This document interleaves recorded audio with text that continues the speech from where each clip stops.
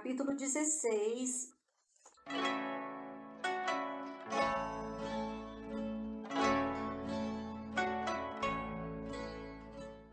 A mãe de Jesus.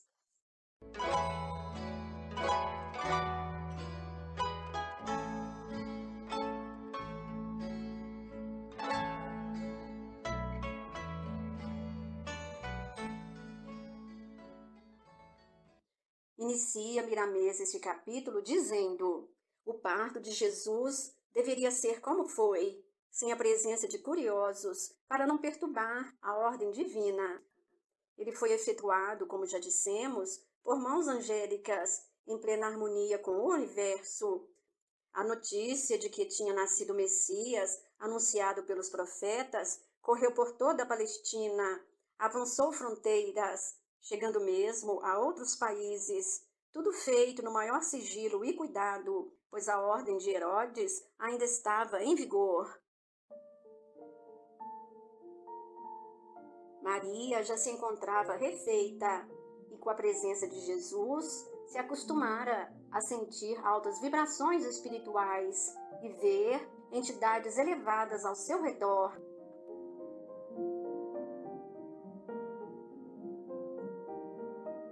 E passados alguns dias determinados pela lei, José e Maria levaram a criança ao templo de Jerusalém. Maria subia as escadas levando o menino junto do seu coração, envolto cuidadosamente em mantos que as suas delicadas mãos teceram, tendo José ao seu lado, ajudando-a a subir os degraus com toda a euforia de um tutor. Sendo primeiramente saudado por 3 levitas, que eram essênios, e um deles era José de Arimateia, que ao pegar o menino no colo, falou agradecido que Deus ouvira as preces dos sofredores e dos injustiçados em enviar ao mundo aquele pastor para todas as nações. O outro levita era Nicodemos, estudante também do templo de Jerusalém, que fez questão também de ter Jesus nos braços. E digno de nota, Nicodemos possuía uma ulceração no tórax, e neste momento pôde perceber que a mesma cicatrizara, o que fez com que Nicodemos se emocionasse e chorasse, beijando após os pés do menino. E tal chegada da família foi anunciada aos sacerdotes, que se reuniram às pressas em conselho para conhecer Jesus. E o primeiro sacerdote, ao ver Jesus, foi Azedão-Moá, que, tendo ímpetos de se ajoelhar, não pôde, pois seu corpo físico não o permitia. Azedão-Moá fez sentida prece e, após tocou o menino, falando à mãe das perseguições que a diviriam, mas que não temesse.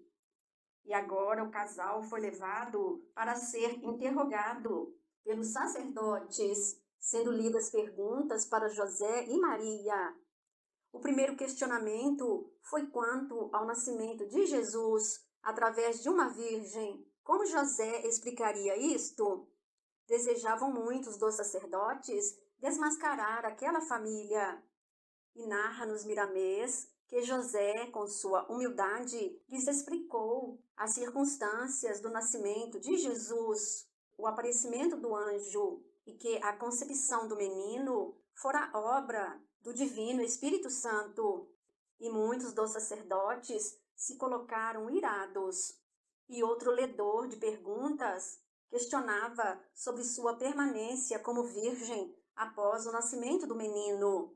E Maria, respondendo, disse ser verdade tudo que José falara, e que não conhecera varão, nunca coabitando com homem, e que, verdade, seu filho fora gerado com a bênção de Deus.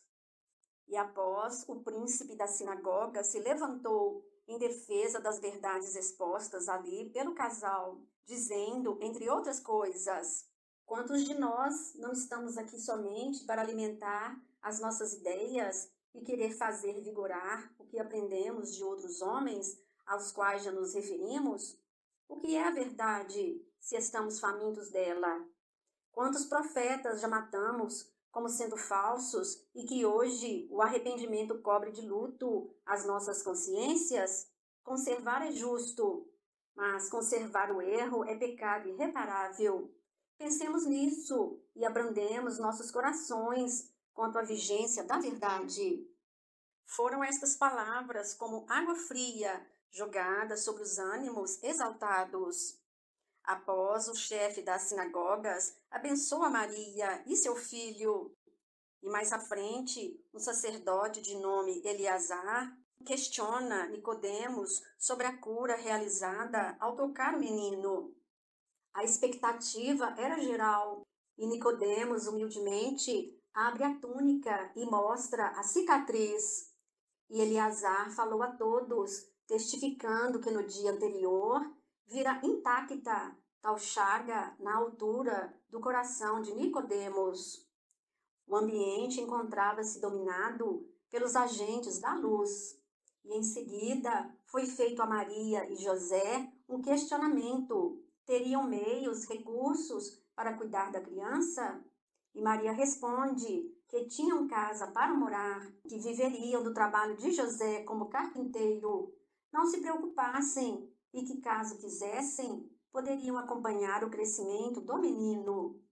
Uns se mostravam satisfeitos e outros sacerdotes constrangidos. E outra pergunta foi feita: o que fariam um casal quando a notícia do nascimento do menino chegasse à grande massa? Suportariam a multidão que viria em visita? Isso não perturbaria a criança? E Maria responde crer em Deus e não temer que tal acontecimento viesse ao conhecimento de todos. José já se encontrava cansado devido àquele ambiente que oprimia. Nicodemos se admirava da sabedoria de Maria. O príncipe da sinagoga inquiriu se havia mais alguma pergunta, e o ledor respondeu que não. E o chefe da sinagoga falou, acalmando os ânimos, sobre a vontade de Deus, e que deveriam analisar o que ouviram. E que tanto Maria quanto José eram-lhes conhecidos, e pessoas íntegras, que examinassem as questões e que fossem imparciais. Enquanto que lá fora, o povo que soubera da reunião do conselho com a família agraciada não arredava pé das escadarias. Um dos sacerdotes opositores teve, como consequência de sua raiva e ódio, um mal súbito. E novamente o príncipe da sinagoga falou: companheiros de ministério, o que vejo? Porque nos descontrolamos e nos sentimos atormentados diante de acontecimentos de tão grandiosa importância? Apaziguemos os nossos corações, harmonizemos as nossas mentes e meditemos no futuro. Espero que vos comporteis como se fosseis os próprios profetas de Deus. E narra-nos Miramês que na dimensão espiritual verificava-se o riscar de luzes. Espíritos de hierarquias elevadas oravam com Maria, enquanto outros purificavam o ambiente com aromas indizíveis. O chefe das sinagogas, então, colocando a José e Maria abertas as portas daquele templo, despede-os e informa a todos que no dia seguinte se reuniriam de novo o conselho para acertar seus pontos de vistas. E todos os que estavam fora se ajoelharam, mostrando reverência pelo Messias. E agora é a passagem de Simeão, que está no Evangelho de Lucas, capítulo 2, versículos 25 a 35.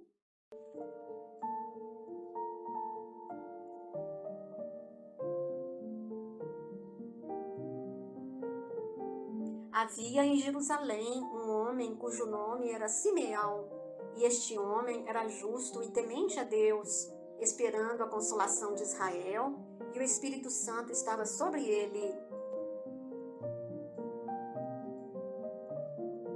E fora-lhe revelado pelo Espírito Santo que ele não morreria antes de ter visto Cristo do Senhor. E pelo Espírito foi ao templo, e quando os pais trouxeram o menino Jesus para com ele, procederam segundo o uso da lei. Ele então o tomou em seus braços e louvou a Deus e disse: Agora, Senhor, despedes em paz o teu servo, segundo a tua palavra, pois já os meus olhos viram a tua salvação, a qual tu preparaste perante a face de todos os povos, para iluminar as nações e para a glória de teu povo Israel. E José e sua mãe se maravilharam das coisas que dele se diziam. E Simeão os abençoou e disse a Maria, sua mãe: Eis que este é posto para a queda e elevação de muitos em Israel, e para sinal que é contraditado. E uma espada transpassará também a tua própria alma, para que se manifestem os pensamentos de muitos corações.